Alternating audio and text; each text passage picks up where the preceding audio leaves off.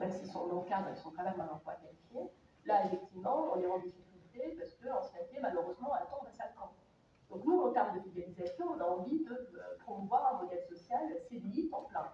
Je voulais quand même afficher cela parce que des fois, c'est vrai qu'on a l'impression que le temps partiel, c'est une volonté.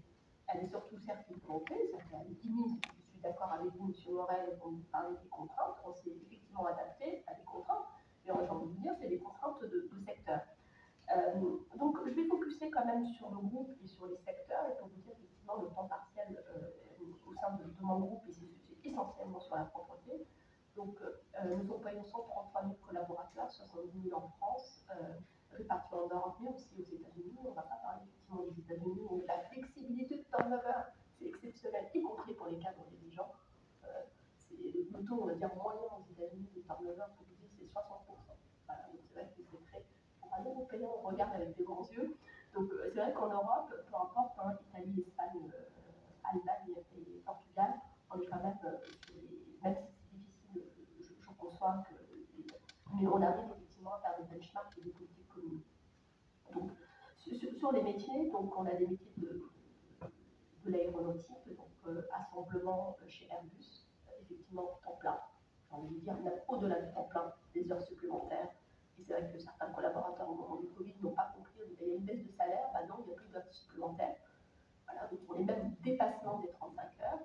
Ensuite, on a tous les métiers du multitech, donc tout ce qui est technique, électricité. Là aussi, j'ai envie de dire, la durée moyenne n'est pas 35 heures, mais au-delà des 35 heures. Ensuite, on est sur des métiers de la restauration, et nous avons la chance, on n'est pas sur la restauration rapide, on est sur la restauration collective.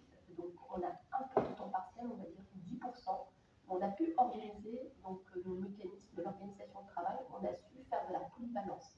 Pourquoi? Parce qu'on est in situ dans une cuisine, donc on est soit effectivement dans une cuisine centrale donc, qui est déléguée par la mairie, la collectivité, pour assurer effectivement les repas des enfants. Et dans ce cadre-là, on est dans une unité de travail et automatiquement, on peut penser, on a un pansement agile qui permet effectivement au manager d'assurer effectivement une polyvalence. Je peux faire effectivement préparer les légumes le matin, assurer le nettoyage dans la cuisine. Donc on arrive effectivement à limiter le temps partiel qui est à la hauteur de 10%. Malheureusement, le temps partiel est essentiellement sur le secteur de la propreté. Donc les collègues tout à l'heure l'ont souligné notamment sur la présence. C'est un secteur, pourquoi? Parce qu'effectivement sur la demande, on le voit, donc les agents de service, c'est essentiellement très tôt le matin et très tard le soir, hélas. Donc nous avons 49 000 salariés, essentiellement une population féminine, pas qualification, et avec un temps partiel, même en deçà de 24 heures. Et nous avons effectivement 3 secteurs, ce qui est assez intéressant, donc je me permets effectivement en termes d'éclairage.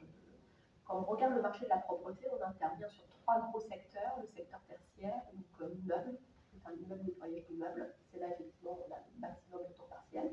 Ensuite, on intervient énormément, on est assez reconnu sur tout ce qui est santé, l'ultra-propreté. Là, comme par hasard, on est sur temps plein. Pourquoi? Parce qu'effectivement, les agents de service, on arrive effectivement à... Il y a un besoin